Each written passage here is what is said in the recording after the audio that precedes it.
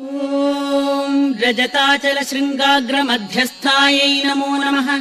हिमाचल महावंश पावनायै नमो नमः। शङ्करार्धाङ्ग सौन्दर्य शरीरायै नमो नमः। लसन्मरगद स्वच्छ विग्रहायै नमो नमः।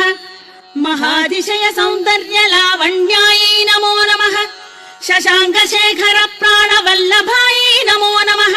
सदा पञ्चदशात्मैक्य स्वरूपायै नमो नमः।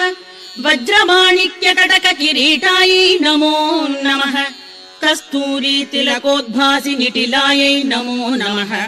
भस्मरेखाङ्गितल सन्मस्तकायै नमो नमः। लसत्कनकताटङ्क युगलायै नमो नमः।